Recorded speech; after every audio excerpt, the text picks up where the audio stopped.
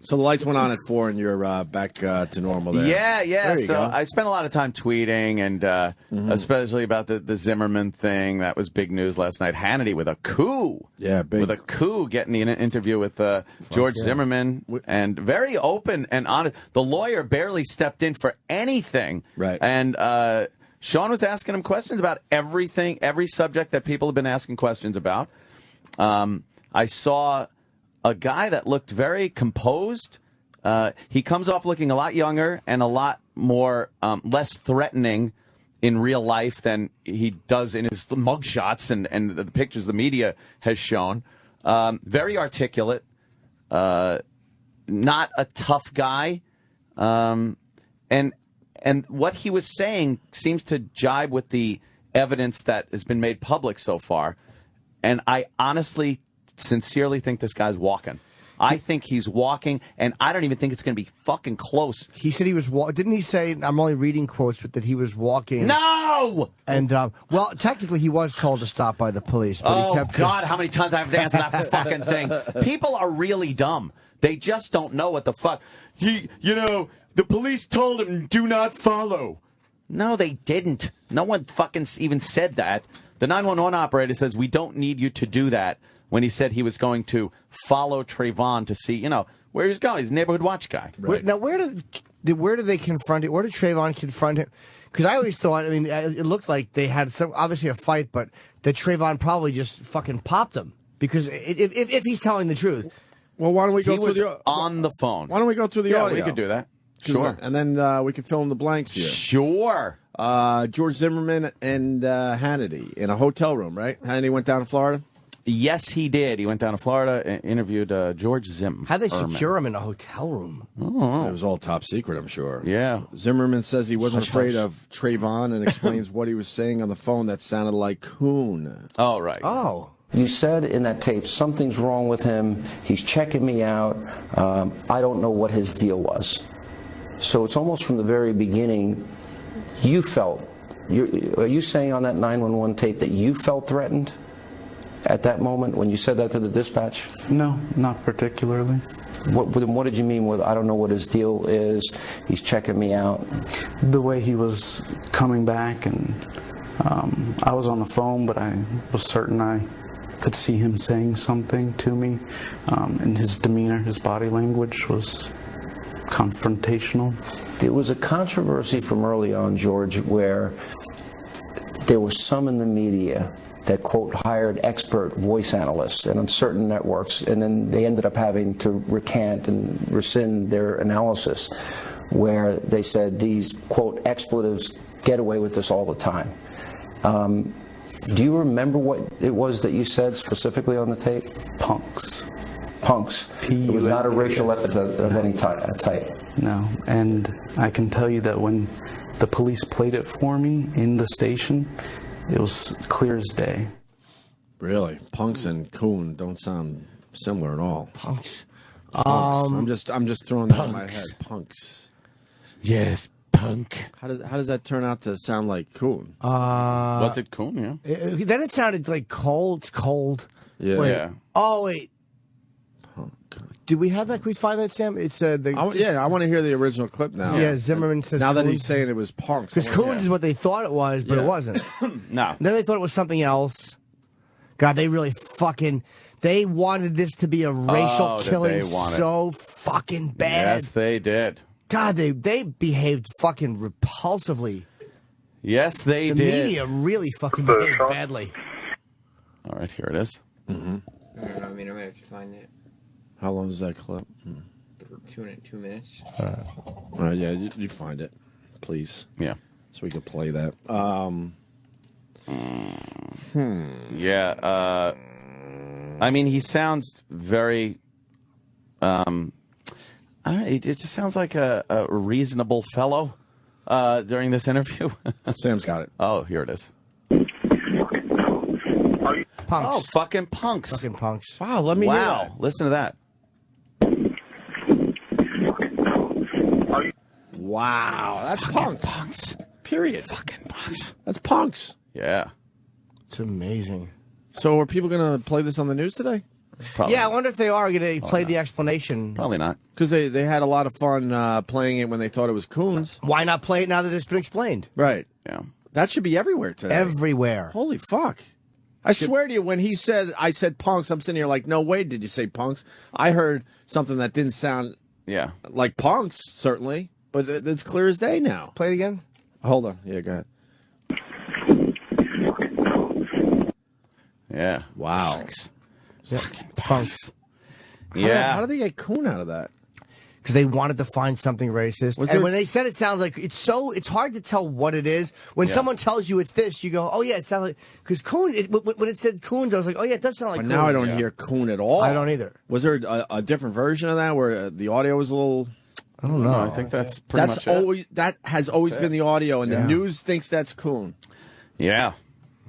Man. Wow. Wow. Not only, so NBC edited the thing to go, they took out just the way he goes, he's looking suspicious, he's black. Yeah, And then the coons, God, they wanted it to be They a wanted it fucking- to be He's racial white Hispanic. thing. When have you ever heard anybody described as white Hispanic? Never. Ever? Right. Never until That, this. that clip should be everywhere today. They George want it. Zimmerman saying, I said punks. Yeah. And then you could listen again, and it sounds like punks. It's punks. Clear as day. Even if you hate Hannity, and I'm plenty of people hate Hannity, he has honestly, with this story, made absolute assholes out of the rest of the mainstream press. Yes. Well, you hate him on everything else, fine, but on this story, Yes. he has made an asshole out of every mainstream network. And this is an important point in the story. Mm-hmm. And this is where you got to understand our news just stinks. They will not go with this today. No. No. Maybe one. Maybe one. They honestly don't want to put the truth out there. They want to make their own story. And they know enough people that watch their newscasts are very uneducated on this case. Right. So there are plenty of people that still think he said coon, will always think he said coon. Right. There are people that think that the police told him not to follow. There are people that, and will never think any different. Right. And then when he gets acquitted, they're going to be fucking freaking out because they don't know the facts. Unbelievable. I'm going to watch Wolf Blitzer today. In the situation room? Yeah, because he's in the situation room, and this is a situation. This is a situation. It certainly is. This is an absolute situation. I want to see what he does with this. I'm sure he'll play this as much as he played the other audio, right? Yeah. We moved on from your light issue a little too quickly, Ant. You said you don't like the dark, right? Yeah, I'm not a big fan of sitting in the dark. How about dancing in the dark? I could do that. Jason from CT on Twitter writes, he's not afraid of the dark, he's afraid of the darks. Oh, my. That's racist. And then this lady who has a horrible Twitter name, I can't even help you out, sorry. Anthony hates candles because of the ex-wife. That could be. She Goes used back to light to an them old candles story up. when it was sexy time. Oh, would she light them candles up for some of that sex? Yuck. So now we understand why you don't like Fuck candles. that. That just brings back bad memories. Huh? Yes. Oh, bad memories of fucking missing out on playing Half-Life. And, There are stories we tell on this show that I swear I could hear another 100 times. oh, I know. And just quickly, when I used to drop you off and see those candles in the window, and you're just pure disgust. Like, oh, God. And then one time you actually told me, could you please go around the block once? Just go around the block. I got to psych myself up for this. Fucking poor Gordon Freeman's going to have to sit there for another few levels while I take care of business. While I fake an orgasm so I don't fucking come in her and have a kid. Do you know how great that is that you used to fake coming in your wife? Yeah. Oh! Would you make the cum face? Yeah. Then you just go Jesus. jacking off later? And I'd fucking lay seed in the bottom of the toilet. And was that the part where he said it's fucking cold? That's what it sounded like, yeah. Fucking cold. Is that the same part of Yes. the clip? Okay. Just making sure. Yeah. Because someone pointed that out, and I just want to make sure. Yeah. Okay. All right. You want more of the Zimmerman? Oh, yeah. We could keep going back to the ex-wife. hell It's one of yeah. my favorite subjects. Jesus. George says Trayvon was not running, and he was not pursuing him. You said, and then we get to the issue where you said on the 911 call that he's running. You said that to the dispatch. Is there any chance in retrospect, as you look back on that night and what happened, and the nation obviously is paying a lot of attention to this, Yes, sir. trying to maybe get into the mindset, because we also have learned that Trayvon was speaking with his girlfriend supposedly at the time, that maybe he was afraid of you, didn't know who you were? No. You don't think that? Why do you think that he was running then? Well, maybe I said running, but he was more. You said he was running. Yes, it was like skipping, going away quickly, but he wasn't running out of fear. You could tell the difference? He wasn't running. He So wasn't. he wasn't actually running? No, sir. Okay, because that's what you said to the dispatchers. You thought he was running. Let me ask you this. At that point, we can hear the unbuckling of the seatbelt, hear you opening the car door, and this dispatch asks you at that point, and this became a very key moment that everyone in the media focused on, and the dispatcher asked you, are you following him? And you said yes. Explain that. I meant that I was going in the same direction as him, to keep an eye on him so that I could tell the police where he was going. I didn't mean that I was actually pursuing him. So this moment where some had suggested you were out of breath on that tape, you yourself were not running. No, sir. Well, Hannity is very focused. Oh, yeah, He's done yeah. a very good job. Yeah, Hannity did a great job with Very this. good He job. did, but I'm going to tell you, Zimmerman is not as convincing to me. No? No, because I think what he's doing is being careful about how he answers. He has because to be. I without This is it, with, all, now this is all evidence Admissible. for the trial. It's all admissible. but yeah. he's saying things like, because Hannity called him on it too. He goes, "Well, you said Yeah. he was running." Well, I meant he was skipping away. I buy more in the moment that the guy was moving away from him quickly rather than skipping away. I don't believe that he didn't know the other guy might have been afraid. I think he's actually answering for legal reasons, like Perhaps, yeah. if you acknowledge, like when he goes, "Did you feel threatened when you first got out of the car when he was staring at you?" Legally, if the answer is yes, and you still pursue, that may remove your ground. I don't know what that is, but I think there's a little bit of bullshit there. Even though I still don't think that he actually cold-bloodedly murdered the guy, I think there's a little bit of bullshit there. But how about this? Now, you can honestly tell when someone is running out of fear of you, when someone bolts running because they're afraid of you following them, and when someone's taking off, perhaps not running at full speed, but I know what he's talking about, this little skip move, this little just step up your speed from walking thing, when they want to get away from you based on not wanting you to follow them anymore, because they just don't want you watching them. Not out of fear, but out of, hey, motherfucker, I don't want you watching what I'm doing and taking off in that direction. You can tell the difference. I don't think Trayvon took off running and kept running away because, first of all, Zimmerman didn't follow him in a run. Right. If Trayvon ran away out of fear and kept running, this never would have happened. Right. He at some point circled back and punched Zimmerman in the face. That's what Zimmerman is saying, and that's what the evidence shows. I'm wondering, did he come up on? Because what you're saying makes sense. Did he come up on him and he turns around and pops him? Because to me, it's like to get popped like that without pulling your pistol out first seems like you have to come around the corner. He said he didn't see him. He said he lost sight of him, didn't see where he was. He had the phone. He was walking toward a courtyard to get an exact address to tell the police. Because where his truck was, there was no way to really tell the police exactly where he was. So he was going to get an address in a courtyard where he was. And at that point, Trayvon comes out of virtually nowhere and punches him right in the fucking nose and broke his nose. So but as far as Trayvon is concerned, he's walking, and this fucking guy is just like eyeballing him. I'm not saying he should have punched the guy, but because he is a shot unarmed guy. He's literally just walking, and this fucking creepy dude is staring at him. Did he know? But did he know it was a neighborhood watch guy? No. So he sees this fucking guy staring at him and then following him. And he's probably like, "What?"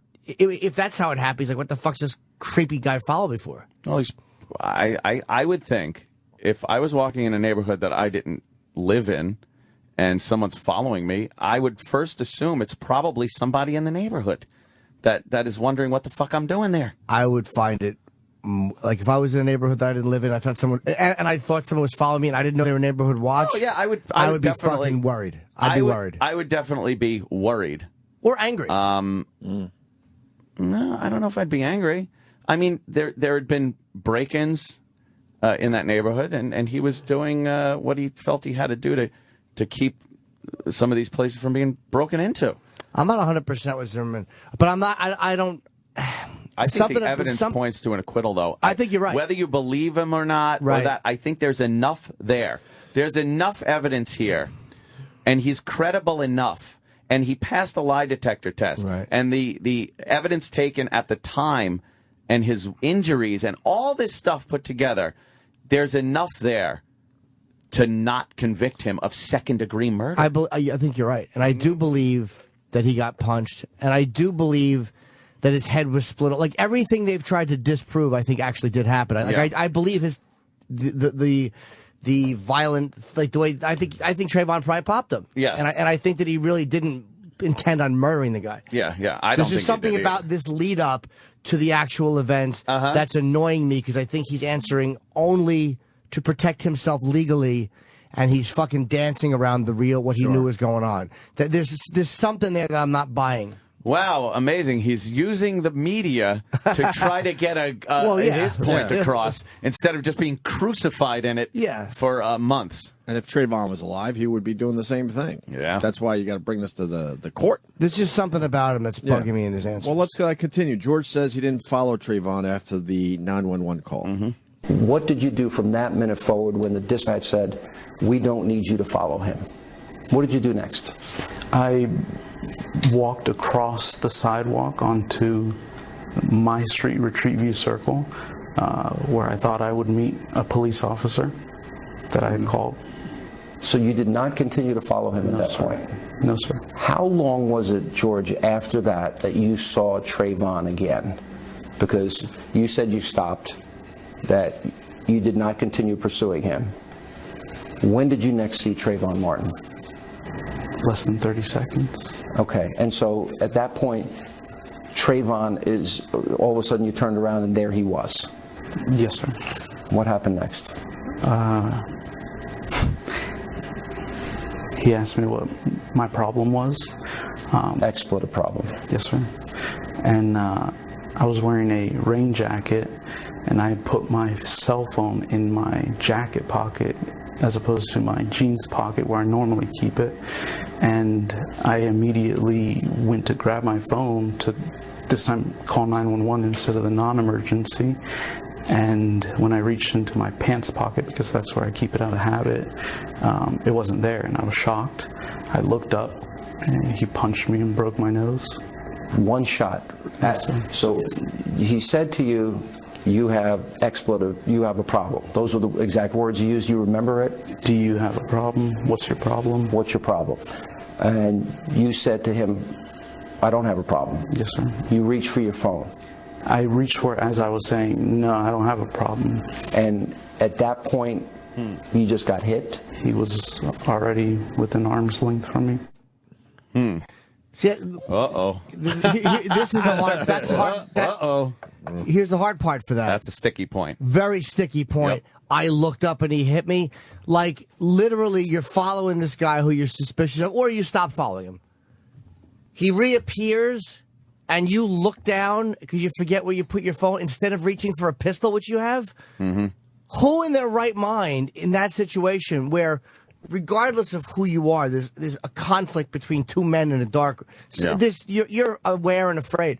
Who the fuck is going to look down to dial 911 as this? If you don't know, criminal or angry black dude is coming towards you, you're going to reach for your pistol. This right here is the pivotal moment of this case. Yeah.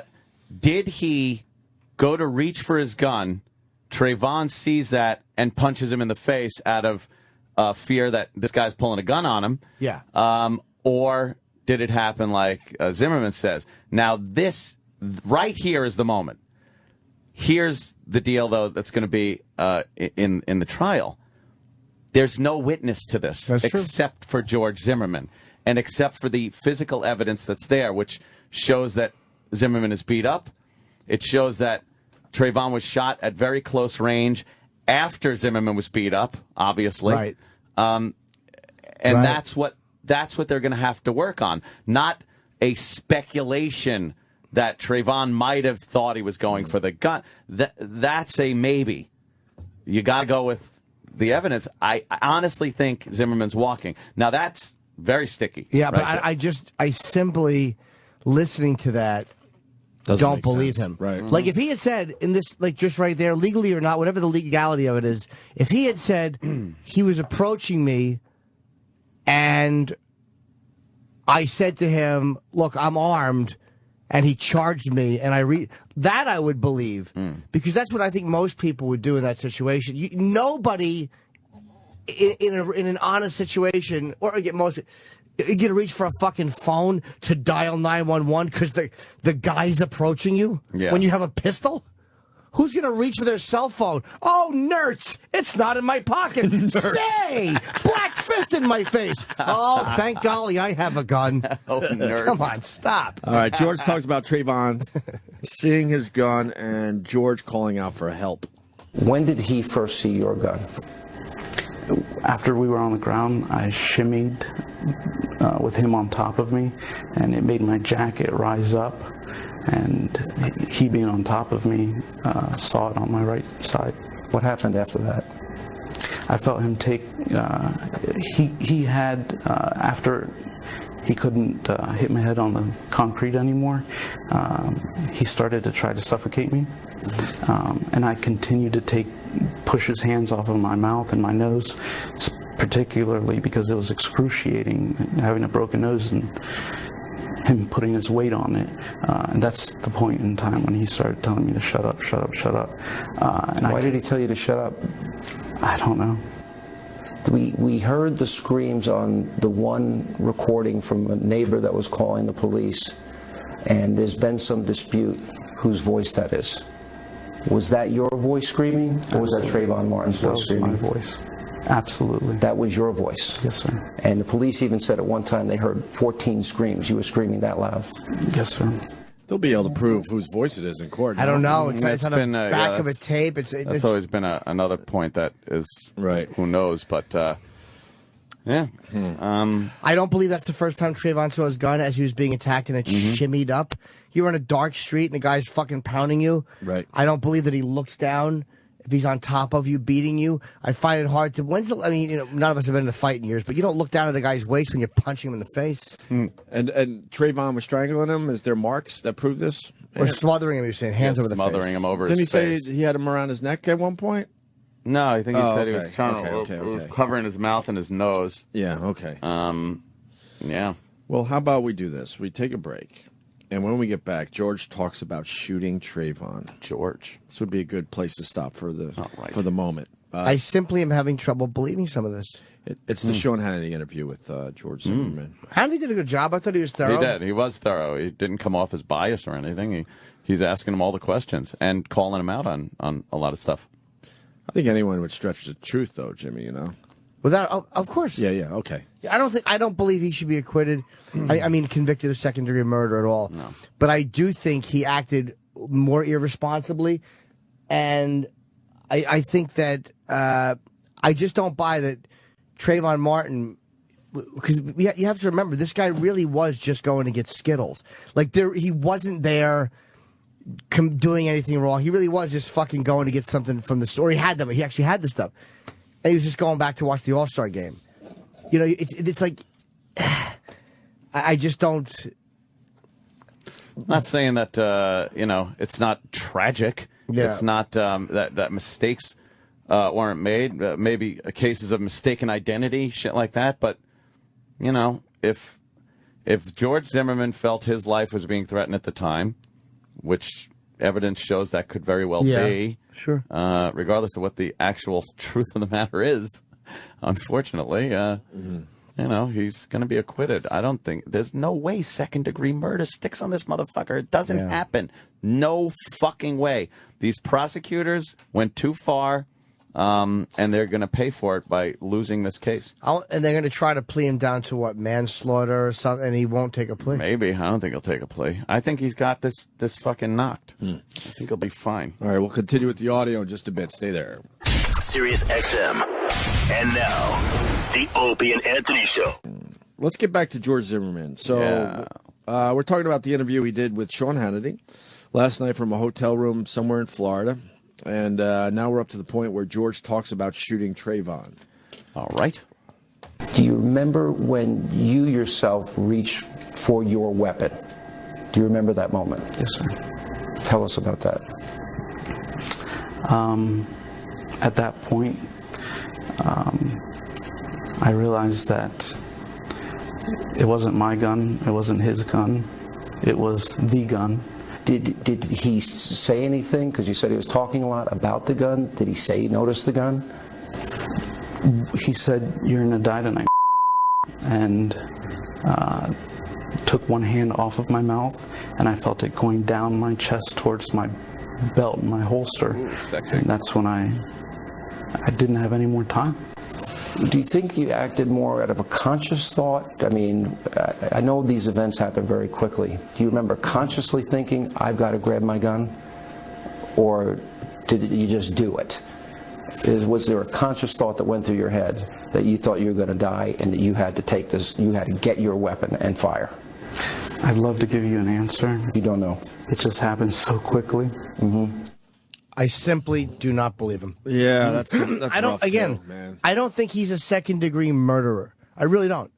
I do not believe that Trayvon Martin said to him, "You're going to die tonight." Even if he passed a lie detector test, I believe that is way too perfect legally for Trayvon to have said, "You're going to die tonight," and reach down towards his gun. Yeah.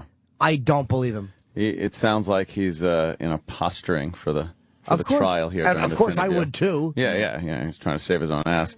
Having called the police beforehand, I doubt he was out to shoot somebody. You know, I mean, he called the police. They were on their way. He wanted the police to show up before any confrontation.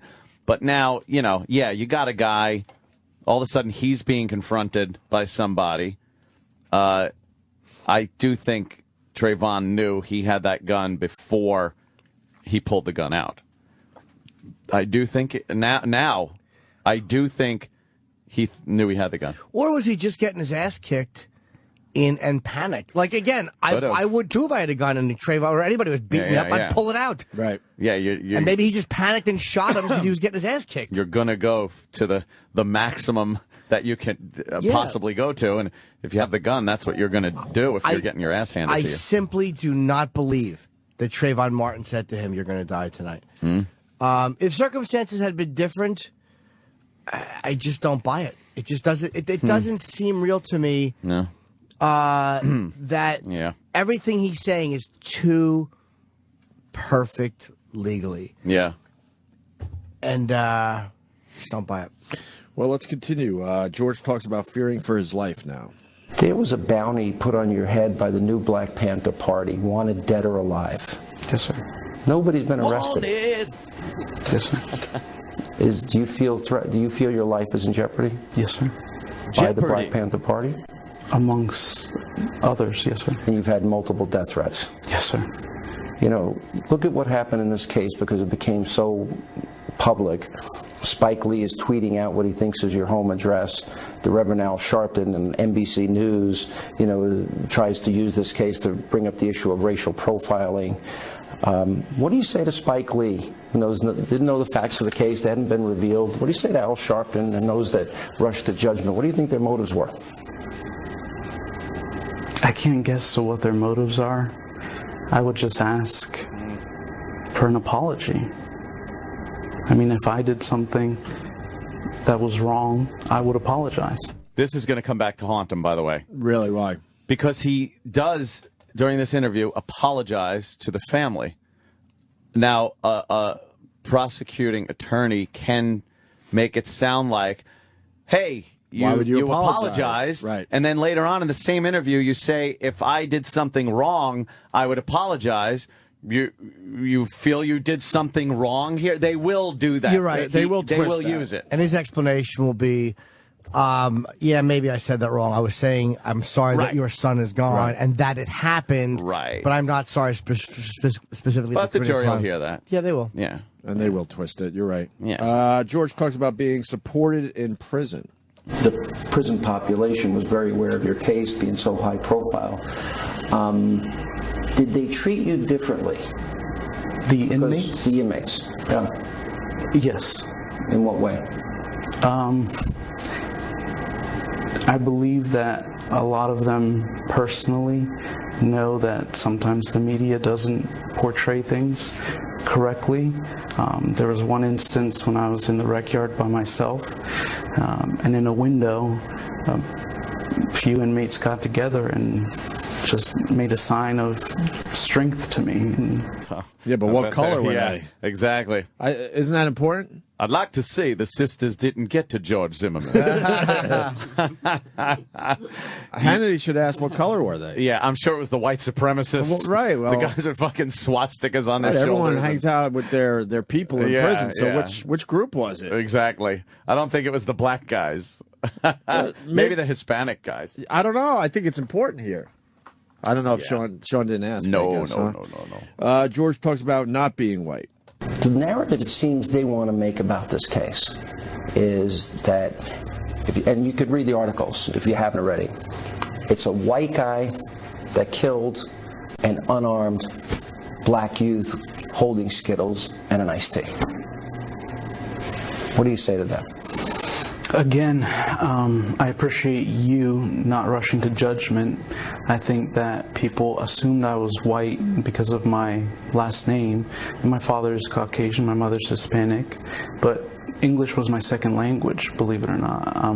My grandmother and my mother raised me. Well, my dad was in the Army, and he wasn't home for a lot of my infancy, so I consider myself, first of all, an American, but a Hispanic American, and I don't think it's fair that they rush to judgment to assume that. All right, this guy, he's a smart guy. Yeah, but he's also... He knows how to fucking sell himself because he's distancing himself away from the whole white thing. When Hannity's he knows smart that'll too, help him. Because Hannity's using this as an opportunity to motherfuck the rest of the media. Oh, yeah. And he's right. Again, hate him if you want, but the media just is fucking disgusting. I think Hannity did a great job there. He did do a great job, man.